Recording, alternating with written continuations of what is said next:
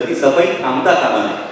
देश साफ करायचा तर तो व्यवस्थित सरसकट एका न्यायानं साफ काय व्हावा. होतं, सत्तेचा साबण खूप वेगळा असतो. कळलं का? काय होतं, थोडंसं अंगाला काही लागलं की सत्तेजवळ जातात, घासून पुसून घेतात आणि स्वच्छ होऊन जातात. हे आधी पाहिलं नंतरही पाहतोच आपण. त्याच्यामुळे तसा काही फारसा पार्टीने डिफरन्स असा कोणी दिसत नाही. पण नक्कीच तुम्ही नेते विथ डिफरन्स आहात. तुम्ही नक्कीच नेते विथ डिफरन्स आहात. नेते विथ डिफरन्स. आणि काही दिवसांपूर्वी मी माझ्या कट्ट्यावर तुमची आणि शर्मिला वहिनींची मुलाखत पाहिली होती. ती फार गाजली आणि रमली होती. आणि तेव्हा असं लक्षात आलं की त्या आपण एकदम फायर ब्रँड आहेत तुमच्यासारख्याच. जास्ती आहे. राष्ट्रीय सक्रिय राजकारणात घरोघरी मातीच्या चुली. सक्रिय राजकारणात जर त्या आल्या तर तुम्हाला चालेल. आणि आणि घरचं काम करत आहे. आणि एक वेळा तुमच्या पुढे निघून गेल्या तर झेपेल. एक वेळा तुमच्या पुढे निघून गेल्या तर झेपेल.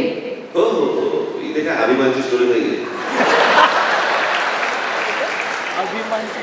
काही प्रॉब्लेम नाही.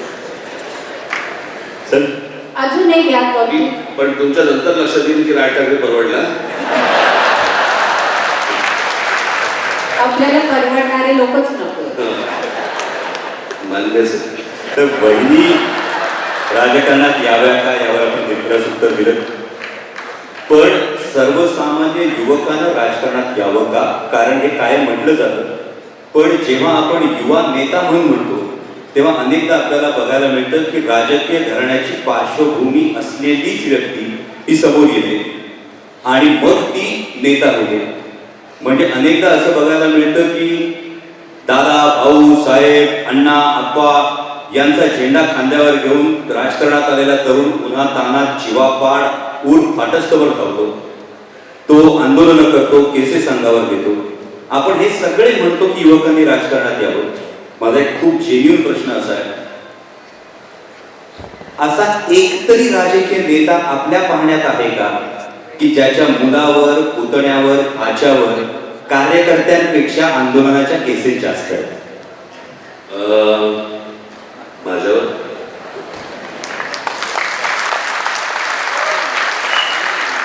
मला असं वाटतं महाराष्ट्रात जेवढे केसेस कोणाच्या अंगावर नसतील एवढे केसेस माझ्या अंगावर. मी अस्वल म्हणून फिरू पण शकतो. प्रश्न असा आहे या सगळ्या याच्यामध्ये, तुम्ही व्यक्तीला, तुमच्या घरातल्या व्यक्तीला आणू शकता, तुम्ही लागू नाही शकत. तुम्ही एका लेवलपर्यंत त्याला आणू शकता. हे माझं मत मी सांगतोय तुम्हाला. म्हणजे उद्या तुम्ही अमित बद्दल जसं बोललात तर मी अमितला आणू शकतो. एक बाप म्हणून माझं कर्तव्य मी त्याला आणला. मी लादू नाही शकत लोकांवर. ऍक्सेप्ट हे लोकांनी करायचं असतं. पण आता एक तरुणाईमध्ये एक गोष्ट सातत्यानं दिसते सर की तरुण कार्यकर्त्याला भेटल्यानंतर तरुण कार्यकर्ता कायम असं सांगतो की आम्ही केसेस अंगावर घेतो, नंतर त्या केसेस उतरवण्यासाठी आम्ही कोर्टाच्या चक्रा मारत असतो. दादा, अण्णा, आप्पाचा पोरगा हा परदेशात जाऊन शिकून येतो आणि त्यानंतर उच्च शिक्षित युवा नेता म्हणून आमच्याच उरावर तो येऊन बसतो. यावेळी त्या सर्वसामान्य मध्यमवर्गीय कुटुंबातल्या तरुणांनी राजकारणाचा कसा विचार करावा? मी तुम्हाला माझी गोष्ट सांगू शकेल. मला बाकीच्या गोष्टी मला माहिती नाही.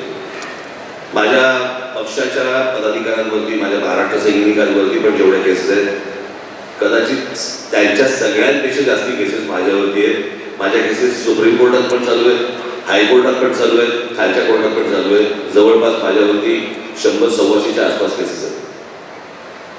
आणि त्या केसेस तुम्ही शेवटी एखादं आंदोलन, जेव्हा एखादी गोष्ट म्हणता, आपण जेव्हा एका आंदोलनात पुढाकार घेऊन जेव्हा पुढे येतो त्यावेळेला ही माझ्यासाठी, म्हणजे माझ्या घरीचं काही कार्य नसतं ना ते. आपण महाराष्ट्रामधल्या एखाद्या विषयासाठी, महाराष्ट्रातल्या मराठी माणसासाठी, महाराष्ट्रातल्या उद्योगांसाठी, महाराष्ट्रातल्या एखाद्या काय म्हणतात समस्येसाठी म्हणून केलेल्या त्या गोष्टी असतात. सो सगळ्यांवरती त्या गोष्टी होणारच आहे. म्हणजे आपल्याकडे जे पूर्वी एक फार एक चांगली प्रेस होती नाही का की छत्रपती शिवाजी महाराजांचा जन्म व्हावा आहे, प्रत्येकाला वाटतं पण बाजूच्या घरात. असं होत नसतं. प्रत्येकावरती त्या गोष्टी पडत असतात, करत असतात. आणि त्या गोष्टी मी ती गोष्ट महाराष्ट्रासाठी करतोय ह्याचं जर समजा तुम्हाला भान असेल तर केसचं वजन अंगावर पडत नव्हतं.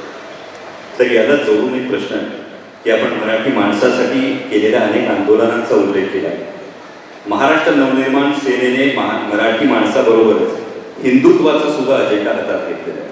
आणि हिंदुत्वाचा अजेंडा हातात घेतलेला असताना आपले आजोबा प्रबोधनकार ठाकरेंचा जो एक अत्यंत समृद्ध असा वैचारिक वारसा आहे, तर भूमिका घेताना कधी पॉप्युलिस्ट भूमिका की प्रबोधनकार ठाकरेंचं हिंदुत्व यामध्ये कधीतरी कसरत होते का? 2-3 गोष्टी आपण लक्षात घेण्यासारख्या आहेत आणि मला हा प्रश्न दर वेळेला विचारला जातो. माझ्या आजोबांचा काळ वेगळा होता आणि आजचा काळ वेगळा आहे. कदाचित माझ्या आजोबा असताना विमानतळ होता. माझ्या आजोबा 73 साली गेले. त्याला मुंबईचा विमानतळ तर निश्चित होता, पण मुंबईच्या विमानतळावरती एक विविंग गॅलरी होती. मला बाळासाहेब लहान असं तिकडे घेऊन जायचं आणि त्याला काही सिक्युरिटी असते काही प्रकार नव्हते. आता जर समजा तुम्ही त्याच विमानतळावरती गेला तर काय परिस्थिती आहे? एकूणच जागतिक सगळ्या गोष्टींचे बदल झाल्यानंतर तुमच्या विचारांमध्ये थोडे बहुत बदल काही होणार असेल. तुम्ही म्हणाल की ते मी त्याच गोष्टीवरती राहणार तर तुम्ही गुरसट आहात. तुमच्या विचारांमध्ये जर बदल नसेल तर तुम्ही पुढे कधी जाऊच शकणार नाही. आणि पुढे जात असताना तुमच्या विचारांमध्ये योग्य बदल होणं हे देखील तितकंच संयुक्तिक असतं. तुम्ही म्हणाल की तुमच्या आजोबांनी मांडलेले विचार, पहिली एक गोष्ट तुम्हाला मी क्लिअर करतो की माझे आजोबा हे धर्माभिमानी होते हां. कारण त्यांचं ते चित्र ज्या प्रकारे रंगवलं जातं तुमच्याकडेच तसं ते नाही. आमच्याकडे नाही सर, मी फक्त मध्ये थोडं इंटरप्ट करतो. धर्माचा गल्लत कुठे होतीये आत्ताच्या सामाजिक वातावरणामध्ये? धर्माचा अभिमान असणं रास्त, मी धर्माचा अभिमान जेव्हा उन्मादामध्ये परावर्तित होतो तिथे अडचण. प्रश्न असा आहे ना, मी दुसऱ्यांची उत्तर द्यायला नाही बसलो इथे. मी काय करतो त्याचं मी उत्तर देऊ शकतो. आणि मी त्या दिवशी माझ्या भाषणामध्ये पण सांगितलं होतं की मी धर्माभिमानी आहे. कळलं का? मी काय म्हणतो त्याला, धर्माकडे आंधळेपणाने पाहणारा माणूस नाही. आणि मी फॅनेटिक नाही की दुसरा धर्म मला आवडतच नाही. माझे अनेक मुसलमान माझे मित्र आहेत. कळलं का? त्यांचं येणं जाणं आमच्या घरामध्ये असतं, मी तिकडे त्याच्याकडे जाणं. सो धर्माला तुमच्या गोष्टीचा विरोध नसतो, पण भोंग्याला असेल की नाही? मला असं वाटतं की काही गोष्टींचे फोन होणं गरजेचं आहे की ज्या गोष्टींचा तुम्हाला त्रास होतो. मला एक आता नाशिकला पुण्याला मला एक पत्रकार भेटला होता जो स्वतः मुसलमान होता, जो स्वतः सांगत होता की मी ज्या ठिकाणी राहतो तिकडे बाजूला मशीद आहे, त्याच्या भोंग्याचा मला त्रास होतो. माझी मुलगी 6 महिन्याची.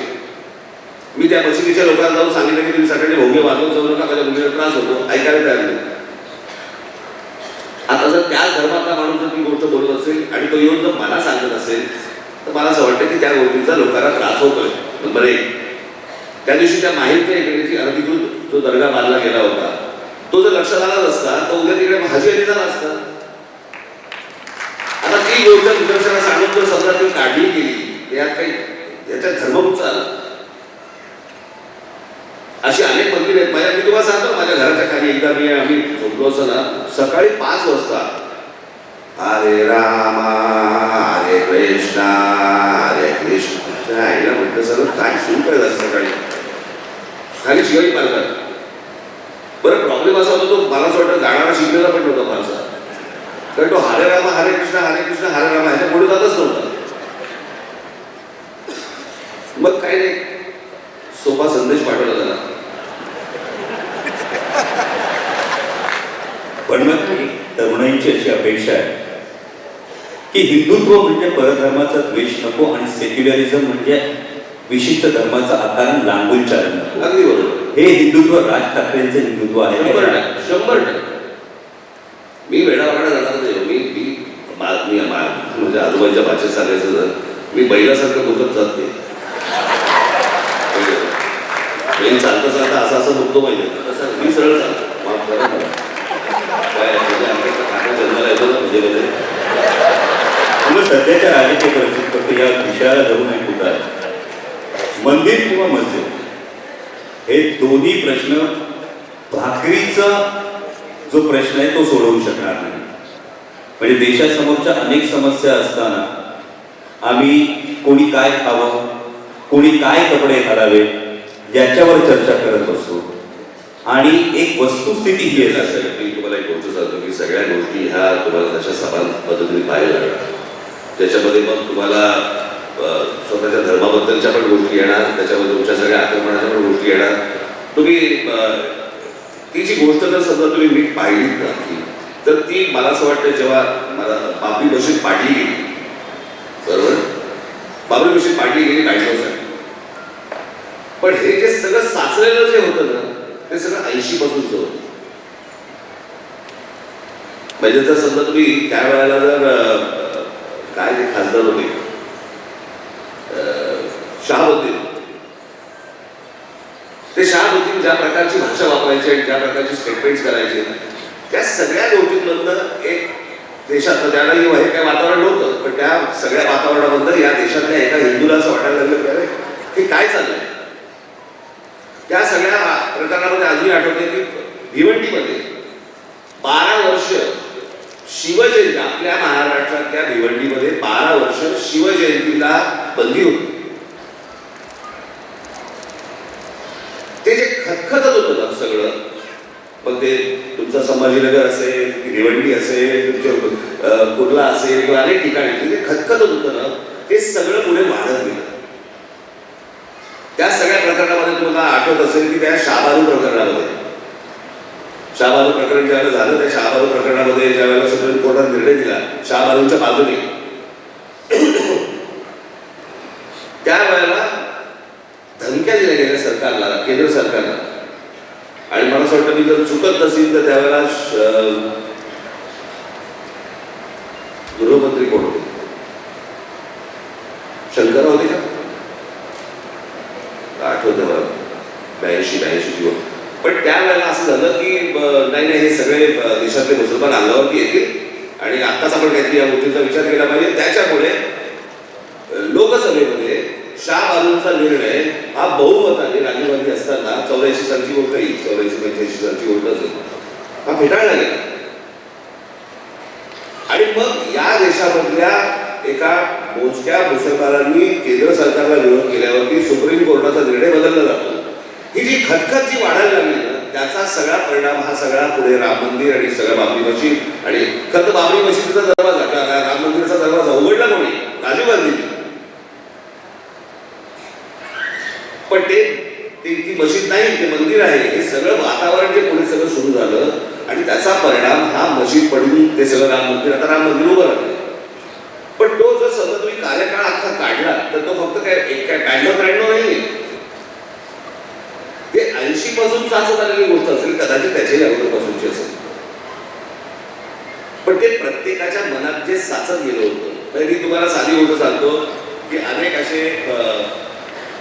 असे मतदारसंघ आहेत की जिथे ज्याला आपण म्हणू की वर्षानुवर्ष हार्डकोर काँग्रेसला मतदान करणार, त्या मतदारसंघांमध्ये शिवसेना भारतीय जनता पक्षाला मतदान झालं. नितेश बरोबर बोलतो. हे कशात झालं? काँग्रेसच्या विचारप्रणालीचा माणूस देखील त्या संपूर्ण काळामध्ये शिवसेना भारतीय जनता पक्षाला मतदान करतो. कशामुळे झालं? ते मनात ती खतखत होती ना इतक्या वर्षांची, ती बाहेर आली. मला असं वाटतं रोजीरोटी आणि या सगळ्यांबरोबरच इतरही जे विषय असतात ते तितकेच महत्वाचे असतात. तर हे विषय पण एक गोष्ट लक्षात असेल तर मला असं वाटतं तुम्ही तुमच्या घरी आई किंवा अशी कोणीतरी डायरी लिहित असते. आमच्या घरी त्या आमच्या सासूबाईंची डायरी पाहिजे होती. गाय चणाडाळ आणली, हे आणली, तुरडाळ आणली, वगैरे वगैरे असं दिवसभराचं काय काय असायचं. त्या शेवटी एक असायचं धर्म, 10 रुपये. म्हणजे त्या तुरडाळ याच्याबरोबर एक धर्म पण यायचा, त्याच्यामध्ये एक 10 रुपये पण टाकले जायचे. सो तो प्रत्येकाच्या मनामधली ती गोष्ट आहे, ती त्याच्या प्रत्येकाबरोबर येतेच. आणि धर्म ही गोष्ट मला असं वाटतं जगाच्या पाठीवरती प्रत्येक जण सांभाळतो. हिंदू जेव्हा सांभाळतो तर कशा 4 प्रश्न विचारत आहे. अगदी योग्य साहेब, पण यामध्ये एक गोष्ट अशी काय वाटते, मी अमुक जातीत जन्माला आलो, मी अमुक धर्मात जन्माला आलो, मला अभिमान आहे, मी त्याचं पालन करावं, ते सांभाळावं. पण माझा धर्म म्हणजे हे प्रत्येक धर्माविषयी आहे. माझा धर्म हा उंबरठ्याच्या आत असावा आणि उंबरठ्याच्या बाहेर पाऊल टाकल्यानंतर मी फक्त भारतीय असावं, ही अपेक्षा का चुकीची आहे? माझी भाषणं ऐकली मग तुम्ही. मला असं वाटतं मी गेल्या काही महिन्यांमध्ये माझी जी भाषणं आहेत त्याच्यामध्ये जर समजा तुम्ही जर ऐकलं तर मी प्रत्येकाला सांगितलेलं आहे की तुमचा धर्म तुमच्या घरामध्ये ठेवा आणि बाहेर या. कळलं का? मी म्हटलं होतं ज्या वेळेला माझ्या मराठीला ज्यावेळेला तुम्ही नख लावाल त्यावेळेला मी मराठी म्हणून अंगावर घेईन, तोपर्यंत येणार नाही. आणि ज्यावेळेला तुम्ही माझ्या धर्माला ज्यावेळेला तुम्ही नख लावाल त्यावेळेला मी हिंदू म्हणून अंगावर घेईन. सो नख लावायची जबाबदारी समोरच्यांची, तेव्हाच मी अंगावर घेईन. तुमच्या जीवनात तुमच्या जीवनात हां, तुमच्या जीवनात राजकीय आशयापेक्षा सामाजिक आशय जास्त दिसून येतो तुमच्या भाषणात पण आणि तुमच्या वेगवेगळ्या आंदोलनांमध्ये पण. की मराठी भाषेचे आंदोलन असो की मराठी चित्रपटांसाठी की आता भोंग्यांचं जे आंदोलन झालं हे सगळी सक्सेसफुल आंदोलनं होती. आमच्या शुभेच्छा आहेत की तुम्ही आपली विजन घेऊन पुढे जाऊन नक्की मुख्यमंत्री बनावे आणि 5 वर्ष पूर्ण करावे. पण जर परिस्थिती अशी आली की तुम्हाला मुख्यमंत्री बनावं लागलं पण ते फक्त 1 दिवसाचं, एक रेकॉर्ड पण बनेल त्याच्यात ॲक्च्युली, आणि त्या 1 दिवसात तुम्ही असं काय कराल की जसं तुम्ही एकदा आपल्या भाषणात म्हटलं होतं की महाराष्ट्र एकदा हातात येते सुतासारखा सरळ करून लागतो. काय झाली सुटताही करत नसून काय करून बिघडलं एका दिवसात काय होतं? तरी युअर प्राईम इम्पॉर्टन्स. कसं या एका दिवसाला काय अर्थ नसतो. अच्छा 6 महिने आता 5 वर्ष देत होता एका दिवसात कुठे आला तुम्ही? नाही, तुम्हाला 6 महिने दिले. मोस्ट इम्पॉर्टंट तुम्हाला काय वाटतं जे तुम्ही लगेच लगेच बदली बदलाव आणा? असं आता मला 6 महिने 1 दिवस 5 दिवस असं नाही सांगता येणार मला. माझ्याकडे अनेक गोष्टी आहेत की ज्या सहज बदलण्यासारख्या आहेत. कळलं का? मी तुम्हाला एक गोष्ट सांगू का? आपल्या देशामध्ये कायदे आहेत, लॉ आहे, फक्त ऑर्डर नाही आहे. मला असं वाटतं ऑर्डरची गरज आहे आणि त्या गोष्टी सुरळीत होऊ शकतात. म्हणजे माझा मुंबई पोलिसांवरती माझा विश्वास आहे, 100% विश्वास आहे. मुंबई पोलीस महाराष्ट्र तुम्ही त्यांच्या हातामध्ये त्यांना 48 तास द्या. तुम्ही मला 1 दिवस म्हणताय ना, मुंबई पोलीस महाराष्ट्र पोलिसांच्या हातामध्ये त्यांना 48 तास द्या आणि त्यांना सांगा मला महाराष्ट्र साफ करून द्या.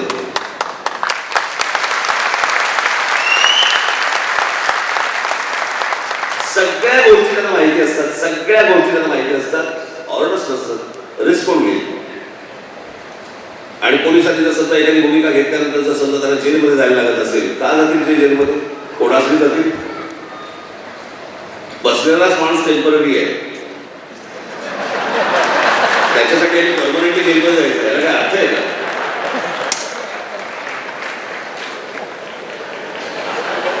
आणि त्याच्याकडे का वाढता त्याच्याकडे काय म्हणलं तुमचं? तर मला वाटतं की एका पोलीस ऑफिशियललाच 1 दिवसाचा मुख्यमंत्री बनवायला पाहिजे. कोणाला? पोलीस ऑफिशियलला. अरे उत्तम काम करणारे आपल्याकडे पोलीस अधिकारी, उत्तम काम करणारे. महाराष्ट्र म्हणजे मला असं वाटतं की महाराष्ट्र भाग्यवान आहे त्या बाबतीत. फक्त त्या लोकांना फक्त तुम्ही एक 48 तासाचा मोकळा हात द्या. निकम साहेब बरोबर बोलतो ना मी? नो कॉमेंट्स नाही, तुम्हाला केसेस मिळणार नाही. आपण एक फार महत्वाचं विधान केलं, बसलेला माणूस टेम्पररी. बसलेला माणूसच टेम्पररी आहे. हे बरंच काही बिटवीन द लाईन आहे. हे बरंच काही बिटवीन द लाईन आहे. बसलेला माणूस टेम्पररी आहे. पण यामध्ये अमृताजींनी जरी सुरुवातीला खुलासा केला असला तरी आपण एक गोष्ट पाहिली की प्रभावी राजकीय विरोधक किंवा प्रभावी विरोधक ते एक कुशल प्रशासक. हा प्रवास माजी मुख्यमंत्री आणि आताचे उपमुख्यमंत्री देवेंद्रजी फडणवीस यांनी केलेला आपण पाहिला. राजसाहेब ठाकरेंकडे एक अत्यंत प्रभावी विरोधक म्हणून पाहिलं जातं. राजसाहेब भल्या भल्या सत्तेच्या खुर्चीवर बसलेल्यांना घाम फोडू शकतात. प्रभावी विरोधक ते कुशल प्रशासक या प्रवासातील नेमके अडथळे आणि अडचणी काय? बघा, प्रभावी विरोधक जो असतो ना,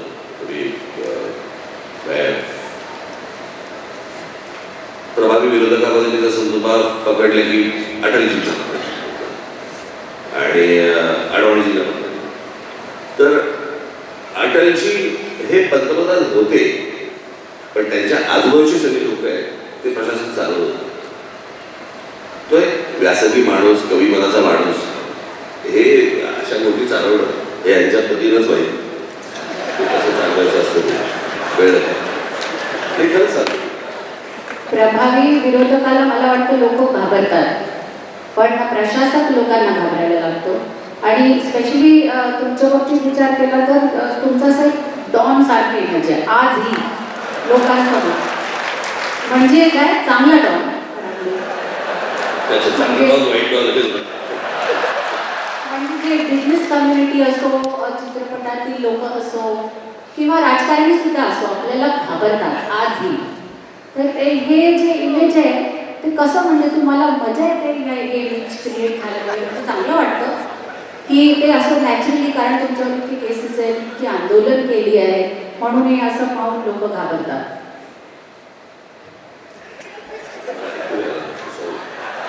हां, तर मेन मला विचारायचं होतं की हे जे डॉन इमेज आहे तुमचं, ते लोक जे तुम्ही क्रिएट केलेलं आहे जाणून बुजून कॉन्शियसली, की ते फक्त तुमचं जे ओव्हरऑल व्यक्तिमत्व आहे, तुमची आंदोलन आहे, ते पाहूनच लोक आधीच घाबरतात? नाही, मला याचं उत्तर मला देता नाही येणार. पहिली गोष्ट म्हणजे काही क्रिएट केलेली गोष्ट नसते. क्रिएट केलेली गोष्ट ही तात्पुरती असते आणि मुळात तुम्ही तसे काय असेल तसं, पण डॉल्बिन नाही, पण मला तसा मी तसं नो नॉनसेन्स मला माणूस आहे आणि त्याच्यामुळे कदाचित मला परखडपणे बोलत असेल, स्पष्टपणे बोलत असेल, उद्धटपणे नाही बोलत. पण अनेकदा लोकांना स्पष्टपणा आणि उद्धटपणाचा फरक कळत नाही, पण मी स्पष्टपणे बोलतो आणि मला राग खूप पटकन येतो. मावळतो तितकाच पटकन, पण तो येतो. म्हणजे तुम्ही स्पष्टपणेच बोलता जे आहे ते डायरेक्ट? मला तर कित्येकदा आमच्या पक्षामध्ये लोक म्हणतात, साहेब जरा कमी स्पष्ट बोला. तर जर मी काही नावं घेतली तर ह्या व्यक्तींना काय सल्ला द्याल तुम्ही स्पष्ट? श्री एकनाथराव शिंदे. जपून राहा.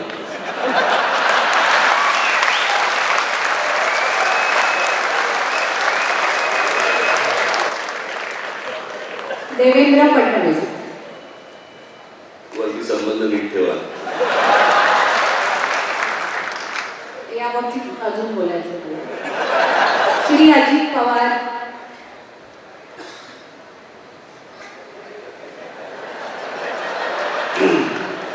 खरं तर मला 5 तारखेच्या माझ्या रत्नागिरीच्या सभेमध्ये मला ह्याच्यावरती सविस्तर बोलायचंय. मला एका वाक्यात नाही बोलायचं, पण बाहेर जेवढं लक्ष देतात तुम्ही तेवढं काकांकडे पण लक्ष द्या. उद्धव ठाकरेजी. उद्धव ठाकरे जी. उद्धव ठाकरेला काय सांगणार मी, स्वयंभू. श्री आदित्य ठाकरे. तेच तुम्ही म्हटलं की देवेंद्रजींनी थोडं जसं इथे लक्ष देतात, वर पण लक्ष द्यायला पाहिजे, आणि त्यांनी मला वाटतं थोडं घरी पण लक्ष द्यायला पाहिजे. माझा एक प्रश्न आहे तुम्हाला. मला तुमच्या घरच्या प्रश्नामध्ये नका आणू. मला तुमचं ज्यावेळेला उगाच घेण्याचं जेव्हा नाव माझ्या समोर आलं तेव्हा मला कोणतं नाही तरी मी विचारीन, कारण ते मला दरवेळेस म्हणतात ही जी कंडिशन आहे आपल्या घराची ती प्रत्येक राजकारण्याच्या घरी असते, प्रत्येक बिझी राजकारण्याच्या. तर तुम्ही तुमच्या पर्सनल लाईफमध्ये do you have time for holidays, do you have time for bonding, do you have time for togetherness? मी म्हणून विचारते की ते सारखे म्हणतात बिझी राजकारणी अशीच असतात. तर आय एम जस्ट चेकिंग.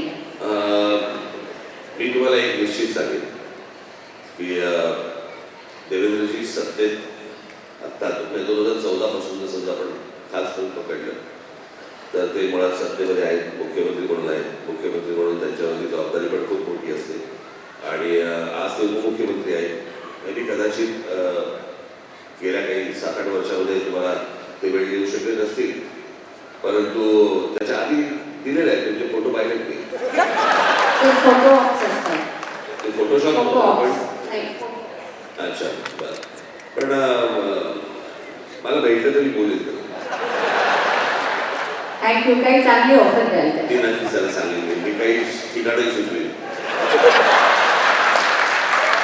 तर आपण मगाशी एक वाक्यात जो सल्ला दिला यामध्ये आदित्य ठाकरेंविषयी आपण म्हणायला स्वयंभू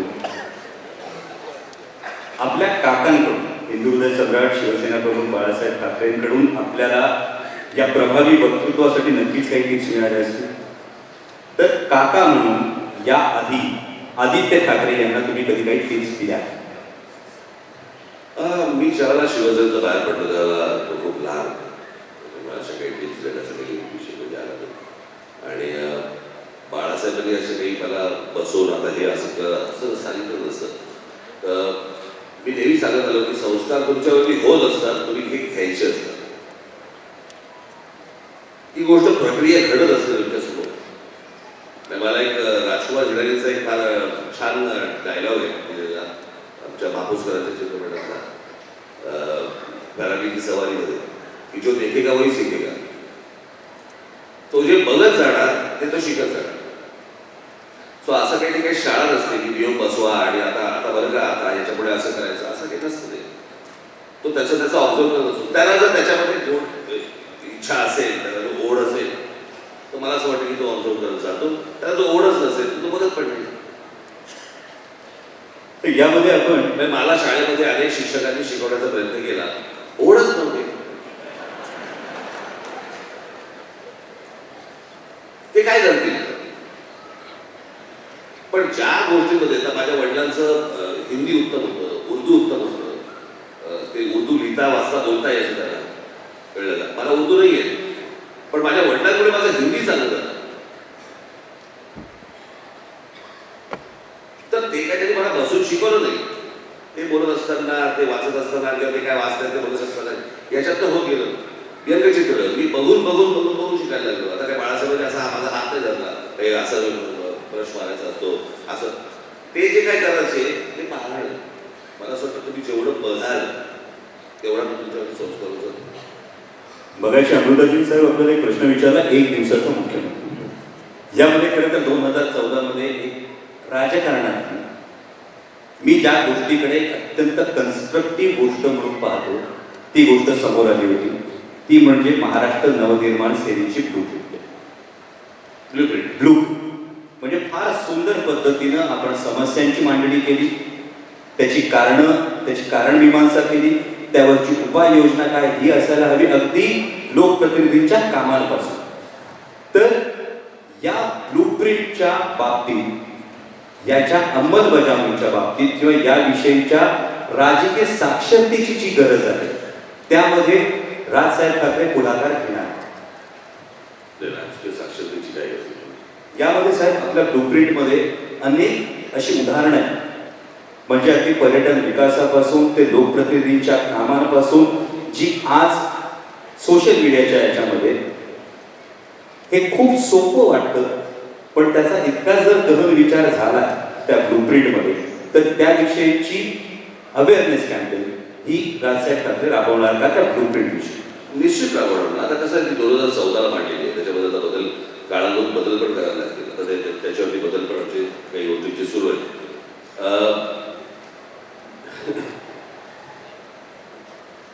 काय आहे त्या ब्लूप्रिंट बद्दल मी जेव्हा ही गोष्ट 2006 साली माझ्या जाहीर सभेत मांडली, ज्यावेळी महाराष्ट्रातला तरुण फिदा झाला होता, 2006चं तुमचं भाषण मला आठवतंय, मी कॉलेजमध्ये असताना ते ऐकलं होतं. तर त्यावेळेला मी ती महाराष्ट्राची ब्लूप्रिंट मी लोकांसमोर मांडली म्हणून सांगितलं होतं. त्याच्यात मी महाराष्ट्रामध्ये अनेक ठिकाणी त्याच्यानंतर अनेक काळ फिरलो. सर्व पत्रकार झाडून सगळे पत्रकार चेष्टा करायचे की ब्लूप्रिंट कुठे आहे, ब्लूप्रिंट कुठे आहे, काय उत्पन्न झालं, काय चाललंय. ज्या दिवशी मी ब्ल्यूप्रिंट मांडली सविस्तर, त्या क्षणापासून आजच्या क्षणापर्यंत एकाही पत्रकाराने मला विचारलं नाही ब्ल्यूप्रिंटचं काय. नेमकी त्याच दिवशी म्हणजे मला तर एका पत्रकाराने मला प्रश्न विचारला होता माझ्या तरी मागे एकदा MIC क्लबला असताना की तुमची जी ब्ल्यू फिल्म आली होती त्याचं काय झालं. तर मी म्हटलं होतं की ती काढली असतं बरं झालं असतं, ती पाहिली तरी असती तुम्ही, कारण ब्ल्यूप्रिंट काढून बघितली पण नाही त्यांनी म्हटलं. पण साहेब राजसाहेब ठाकरे अचूक टायमिंगसाठी ओळखले जातात. कर्मधर्म संयोगानं ज्या दिवशी आपण ब्लूप्रिंट ही लोकांसमोर दाखवली त्याच दिवशी भारतीय जनता पक्ष आणि शिवसेनेची युती तुटली आणि मीडिया अटेन्शन हे पूर्ण वेगळ्या बातमीकडे गेलं आणि महाराष्ट्र एका कन्स्ट्रक्टिव्ह पॉलिटिक्स जिथून सुरुवात झाली असती त्या गोष्टीला मुकला असं तुम्हाला वाटतं? 100%. वेळेपेक्षा मी तो दिवस होता तो नवरात्राच्या घटस्थापनेचा होता आणि घटस्थापनेच्या दिवशी ती ब्ल्यूप्रिंट आणावी एवढीच फक्त इच्छा होती. आता मला काय माहिती यांच्या घड गोष्टी.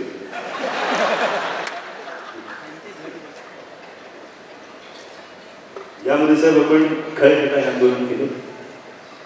त्यानंतर मल्टिप्लेक्समध्ये मराठी सिनेमांना स्क्रीन्स मिळायला सुरुवात झाली. आजही बिग बजेट सिनेमांना फक्त स्क्रीन्स मिळतात. स्मॉल बजेट सिनेमांना अजूनही दारोदार भटकावं लागते वस्तुस्थिती आहे. पण काही पलीकडे जाऊन कोविडच्या काळामध्ये OTT प्लॅटफॉर्म्स हे मोठ्या प्रमाणावर वाढले. म्हणजे कदाचित रितेशजींचा अनुभव वेगळा असेल पण आजही नेटफ्लिक्स, डिझनी हॉटस्टार यासारखे OTT प्लॅटफॉर्म्स मराठी सिनेमाला सरसकट नकार देतात. गेली 2-3 वर्ष मराठी सिनेमाचं बाईंग हे हॉटस्टार, नेटफ्लिक्स यांनी पूर्णपणे थांबवलंय. अशा वेळी आपली भूमिका काय? माझं आजही तेच मत आहे. मी मागच्या वेळेला सांगितलं आणि अनेक प्रोड्युसर्स, डिरेक्टर्स यांची मी ज्याला स्क्रीन मिळवून दिली त्याच्यानंतर मी त्यांना त्यांची बैठक बोलवली होती आणि त्याच्या बैठकीमध्ये मी त्यांना सांगितलं होतं, मी म्हटलं की तुम्हाला स्क्रीन मिळवून देऊ शकतो, मी तुम्हाला प्रेक्षक नाही मिळवून देऊ शकतो. आणि अनेकदा असं होतं की आपण मला लोक येतात माझ्याकडे येतात आणि सांगतात की आमचा चित्रपट थिएटरवरून काढला गेला. बरोबर, आता वेळ सरका सिनेमा काढला का? काही रितेश देशमुखांनी जाऊन तिकडे दमदाटी केली का? नाही. पण जर रितेश देशमुखांना सुद्धा एक गोष्ट फार प्रकर्षानं जाणवली असेल की जेव्हा योगी आदित्यनाथ महाराष्ट्रात आले आणि त्याने फिल्मसिटी UPला नेण्याचा मनोदय दाखवला तेव्हा अनेक जण बाहेर सरसावून पुढे आले. पण आज महाराष्ट्रातली ही परिस्थिती आहे की महाराष्ट्रातल्या एकूण 14 जिल्ह्यांमध्ये आणि 114 तालुक्यांमध्ये थिएटर स्क्रीनच नाही. थिएटर स्क्रीनच नाही. स्क्रीन नाही. म्हणजे चित्रपट उद्योगाची, चित्रपट विश्वाची ज्याला जननी म्हणतो त्या महाराष्ट्रामध्ये ही दुर्दैवी परिस्थिती. आणि असं असताना बऱ्यापैकी OTT प्लॅटफॉर्मवर ही गोष्ट अवलंबून राहिली आहे पण ते मराठी सिनेमे घेत नाही. तर याविषयी भूमिका मला वाटतं योगीजी झालं.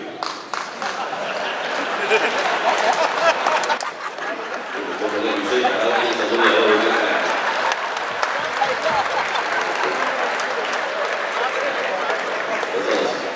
त्याच्यात एक गोष्टी सांगायची आहे की थिएटर स्क्रीनसाठी पॉलिसी बनती आहे त्यात महाराष्ट्रात थिएटर स्क्रीन्स खूप वाढणार आहेत आणि बाकी OTTवर मराठी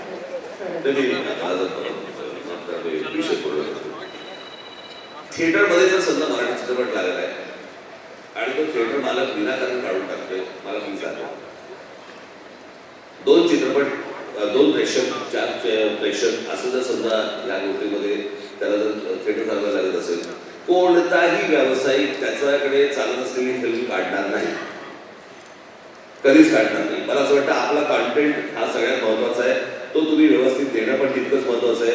ही फिल्म काढली म्हणजे आता हे स्क्रीन मिळून देणार म्हणून माझी फिल्म लागलीच पाहिजे ते होऊ दे शकत. तुम्हाला आता दाक्षिणात्य चित्रपटांमधल्या तुम्हाला 4-5 फिल्म्स माहिती आहेत ज्या तुम्हाला आता चाललेल्या दिसत आहेत पण ज्या पडलेल्या फिल्म्स आहेत त्या आपण बघत नाही आहोत. आणि जर मराठी चित्रपट जर दर शुक्रवारी जर समजा तुम्ही 10 आणि 12 काढणार असाल कोणत्या थिएटरला लागतील. आणि ज्यावेळेला मोठ्या बजेटची फिल्म येते ना ती त्यावेळेला ते सगळंच घेऊन येतं. त्याला तुम्ही काही नाही करू शकत. ती सुनामी थांबवू नाही शकत. तुम्ही म्हणाल की त्याच्या समोर आमचा चित्रपट लागला नाही तर थिएटर मला काय करेल. पण तुम्हाला चान्स मिळाली की आला. मिळाला. Sentence बदलते. तुम्हाला सिनेमा पाहायला खूप आवडतात हो. आणि जर तुम्ही चित्रपट फुल टाईम चित्रपट डिरेक्टर झाला, दिग्दर्शक झाला, तर कोणत्या विषयांवर तुम्ही चित्रपट बनवाल आणि तुमची स्वतःचीच बायोपिक जर तुम्ही काढली तर त्यात तुम्हाला कोण लीड ऍक्टर म्हणून पाहायला आवडेल? तुम्ही मला राजकारणापासून टाकल्याचंच ठरवलेलं. ते हरहुन्नरी होण्याचा ह्या साईड इफेक्ट नाही, असतो. नाही, ते काय आहे, मला मी माझ्या बायोपिकवरती मागच्या वेळेला मी एका मुलाखतीमध्ये मी सांगितलं होतं की बायोपिक ही करायची असेल तर तुम्हाला त्या प्रकारचं व्यक्तिमत्व तुम्हाला पाहिजे. हल्ली काय होतं, कोणी उठतं आणि बायोपिक काढतं, कुठच्याही गोष्टीवरती काढतं, त्याला वाटतं की त्याच्यात बायोपिक आहे आणि ते त्या कॅरेक्टर ते आवडतं म्हणून तो काढतो. माझ्या मते या देशात उरलेलं कॅरेक्टर म्हणून जर समजा पकडलं, अशा जर काही कॅरेक्टर्स पकडली तर त्याच्यामध्ये बायोपिक करता येऊ शकेल. असं जर कॅरेक्टर असेल तर मला असं वाटतं इंदिरा गांधींचं कॅरेक्टर की त्याच्यावरती बायोपिक तुम्हाला मोठ्या प्रमाणात, म्हणजे जसं अटलवरती गांधी केला त्या प्रमाणात तुम्हाला इंदिरा गांधीवरती तुम्हाला बायोपिक करता येईल. तुम्हाला करायची झाली तर तुम्हाला अमिताभ बच्चन यांच्यावरती तुम्हाला बायोपिक करता येईल, लता दिदींवरती करता येईल. तो सगळ्याच्या काय आहे की एकदा ते सेटल झालं की बायोपिक संपते. त्यांच्या यशाचा काळ सुरू झाला त्याच्यापुढे काय आहे, त्याच्यापुढे काहीच नाही. उद्या जर समजा आता मी छत्रपती शिवाजी महाराजांवरती एक चित्रपट करायचं माझं चाललंय, माझं काम सुरू आहे. हा प्रश्न साहेब अत्यंत स्वार्थाची किनार असलेला आहे. कारण आपण एक शिवभक्त ते माहिती आहे, समोर कॉम्पिटिशन बसलेली आहे, तरी सुद्धा हा प्रश्न आहे की जागतिक दर्जाचा छत्रपती शिवाजी महाराजांवरचा सिनेमा यावा अशी आपली स्वतःची खूप इच्छा आहे. तो आपण दिग्दर्शित करावा अशीही आपली इच्छा आहे. त्याचं काम कधी सुरू होणार, कारण वय होत चाललंय, त्यामुळे हा स्वार्थी प्रश्न असू शकतो. मला कळलं. पण आम्हाला चित्रपटाचं काम सुरू झालेलं आहे, लिखाणाचं काम सुरू झालेलं आहे आणि हा 3 भागात चित्रपट आहे. आणि हा चित्रपट आंतरराष्ट्रीय दर्जाचाच असेल आणि आंतरराष्ट्रीय दर्जावरचीच लोक लागतात. म्हणजे यामध्ये पुन्हा भेटलेलं नाही आहे. फायदा ते मला आंतरराष्ट्रीय दर्जाचा तू आहेस असं म्हणाले. नाही, पण मी पण नाही, मी पण दिग्दर्शन करत नाहीये, मी पण करत नाहीये. आम्हाला इशारा मिळाला की शेवटचा प्रश्न, तर मी एक प्रश्न विचारते शेवटचा. कधी बंद करायचं? नाही, मला तुम्हाला बाळासाहेबांविषयी विचारायचं की त्यांच्या शेवटच्या दिवसांमध्ये पण तुम्ही त्यांच्याबरोबर खूपदा होता आणि त्यांचा सहवास होता तुम्हाला, तर तेव्हाच्या काही आठवणी आहेत ज्याने तुमचं आजही मन भरून येतं? मला बाळासाहेबांबद्दल सांगता येण्यासारख्या खूप आहेत. आयुष्यभराच्या पण खूप आहेत आणि शेवटच्या काळातल्या पण खूप आहेत. मला त्या पिढीचंच आश्चर्य वाटतं, त्या संपूर्ण पिढीचं. आणि बाळासाहेबांना शेवटच्या काळात मी परत नाही जवळपास महिन्यामध्ये सुद्धा उद्धवचं ऑपरेशन झाल्यानंतर मी खूप काळ त्याला पाहिलं, इथंही पाहिलं, तसं मी दिदीला पाहिलं. या सगळ्या त्या पिढीचं सगळ्यात मला विलक्षण वाटतं की शेवटपर्यंत शांत होतं. मला असं कुठेही मला बाळासाहेबांशी बोलताना पण मला असं कधी जाणवायचं नाही की ते एखादी गोष्ट विसरले की एखाद्या व्यक्तीचं नाव विसरले. मला असं कधीही जाणवलं नाही. शेवटपर्यंत बोलतोय मी तुम्हाला, शेवटपर्यंत बाळासाहेबांनी कधी ती गोष्ट विसरलेली नाही. की मग ते एखादी गोष्ट त्यांनी सांगायची की दादा म्हणजे आजोबांच्या वेळेला ते यायचे, त्यांचं आडनाव बिडनाव सगळ्या गोष्टी माहिती असते. बरं, ते तेव्हाच झालं. समजा आपण पकडतो एखाद्या माणसाला भूतकाळात माहिती, वर्तमान काळात गोष्टी माहिती त्याला.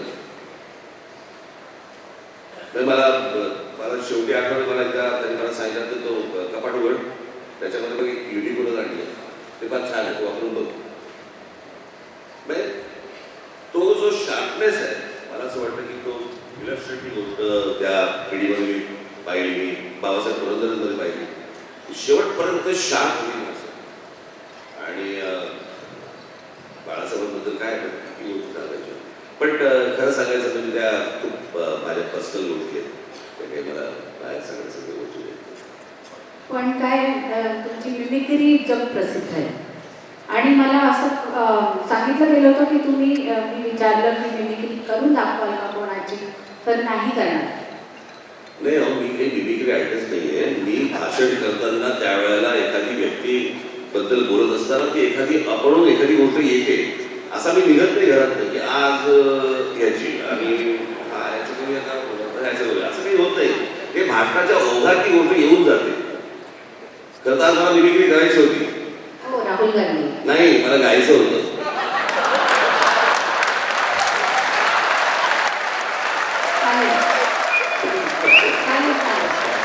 तर एक रॅपिड फायर क्लास आपण रॅपिड फायर करूया. राज ठाकरेंचे महाराष्ट्राचे आवडते मुख्यमंत्री देवेंद्र फडणवीस की एकनाथ शिंदे?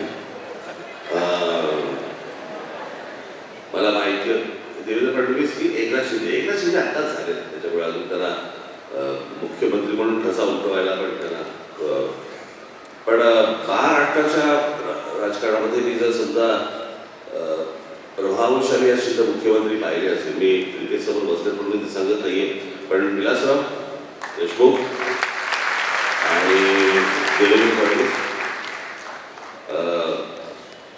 मी पाहिलेल्यांपैकी मुख्यमंत्री म्हणून पवारसाहेब आणि मनोहर जोशींच्या काळामध्ये मनोहर जोशींनी तो आब राखला सगळा, त्याच्यामध्ये काही प्रश्नच नाही. पण कामाचा झपाटाचा संदर्भ बघितलं तर नारायण राणे.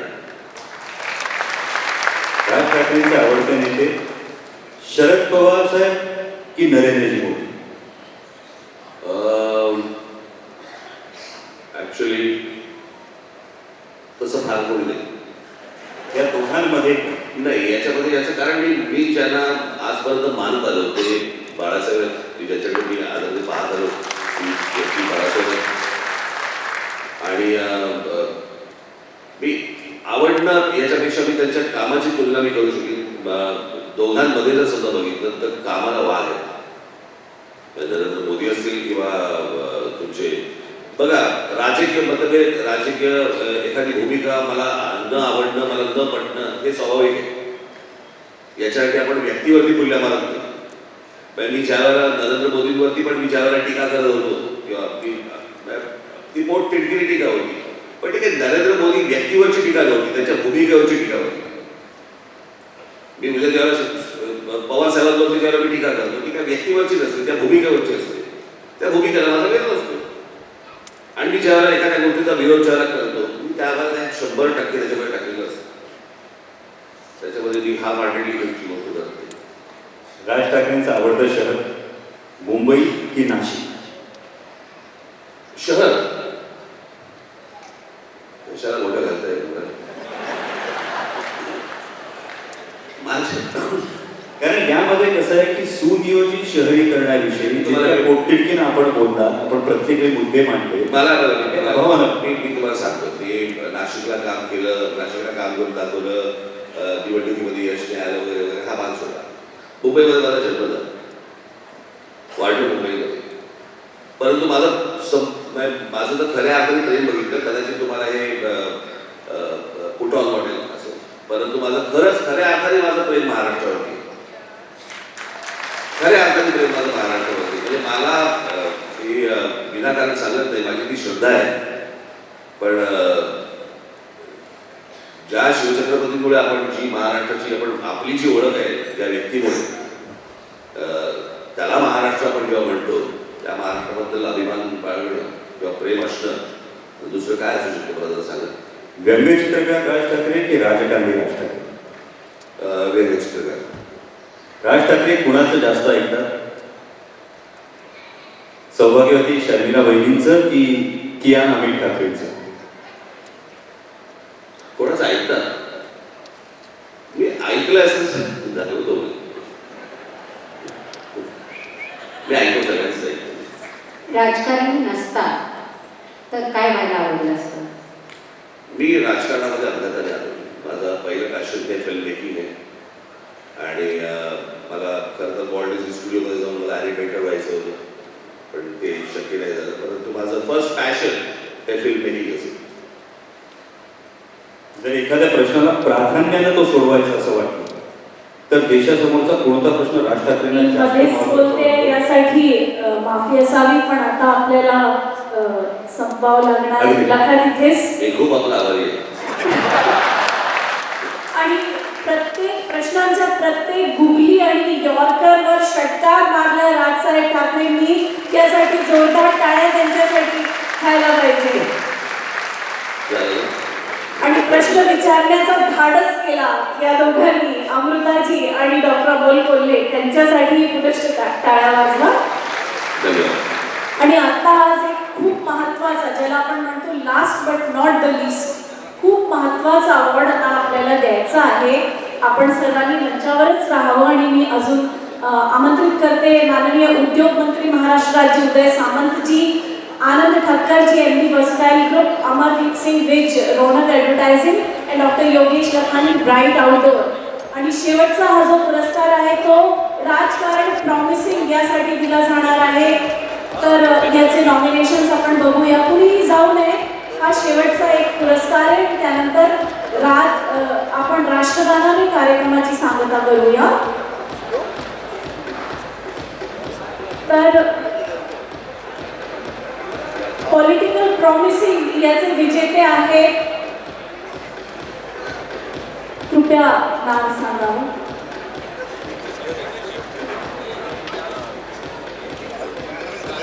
पॉलिटिकल प्रॉमिसिंग याचे विजेते माननीय राजसाहेब, आपण त्यांचं नाव जाहीर करावं.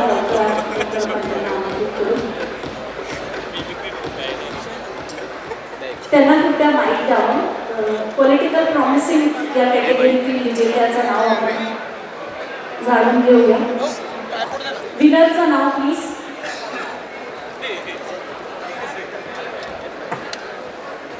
Who is the winner please in this category? Political प्रॉमिसिंगचे विजेते आहेत श्री प्रसाद लाड. घराण्यात कुठलाही राजकारणाचा वारसा नसताना स्वतःच्या हिमतीवर आणि प्रबळ इच्छाशक्तीच्या जोरावर त्यांनी आजपर्यंतचा प्रवास केला आहे. गोरगरीब कुटुंबांना मोठा आधार दिला आहे. श्री प्रसाद लाड.